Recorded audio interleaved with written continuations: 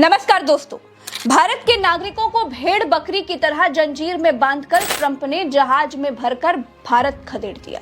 इस पर भारत की सरकार तो कुछ नहीं बोली, लेकिन अमेरिका में लोग सड़कों पर उतर आए हैं। कई शहरों में प्रदर्शन हो रहे हैं। कौन है ये लोग? दूसरी तरफ ट्रंप ने एक और तानाशाही वाला डिसीजन लेते हुए इंटरनेशनल कोर्ट पर ही प्रतिबंध लगा दिया है। और तीसरी तरफ ईरान ने ट्रंप की सुपारी ले ली है।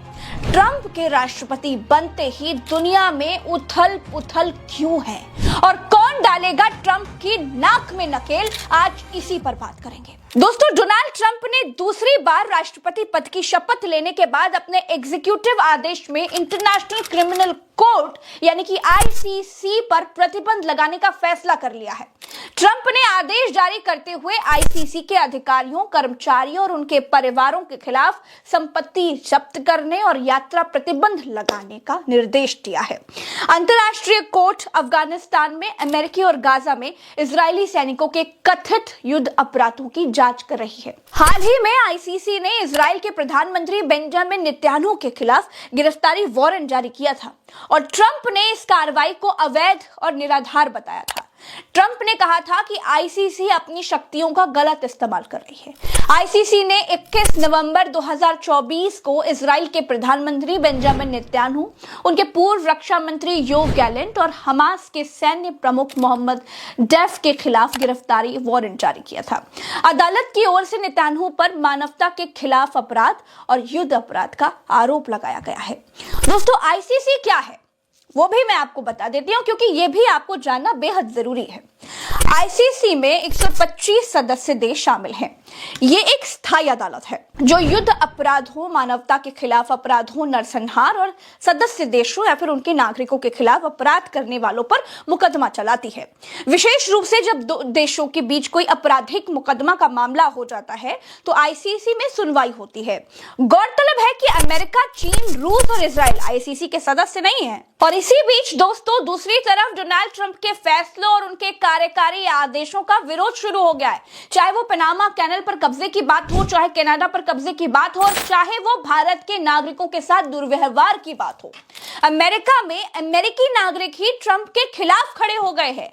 अमेरिकी राज्य Philadelphia, California, Minnesota, Michigan, Texas, Wisconsin, Indiana की राजधानियों में लोग सड़कों पर उतर आए हैं। लोगों ने डोनाल्ड ट्रंप, अरबपति एलन मस्क और प्रोजेक्ट 2025 के विरोध में बैनर लहराए हैं।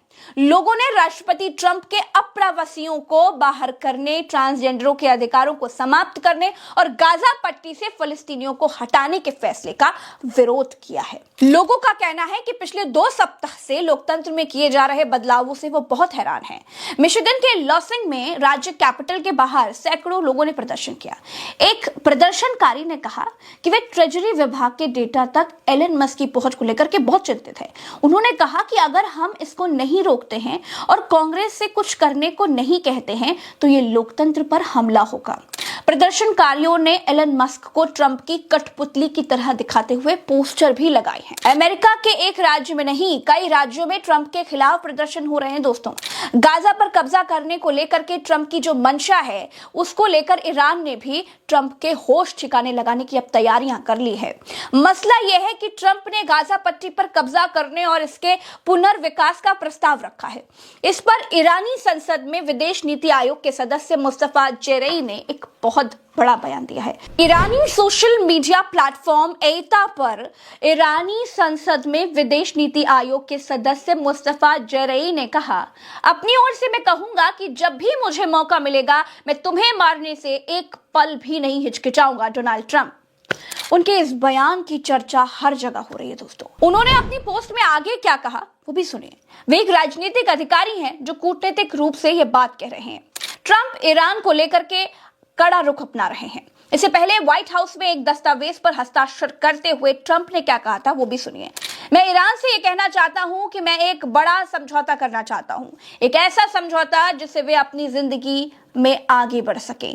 ट्रंप ने साफ कहा कि ईरान परमाणु हथियार नहीं रख सकता। अगर ऐसा हुआ तो ये ईरान के लिए बहुत दुर्भाग्यशाली साबित होगा। ट्रंप ने आगे कहा कि उन्होंने निर्देश दिए हैं कि अगर ईरान उनकी हत्या का प्रयास करता है तो उसे पूरी तरह मिटा दिया जाए।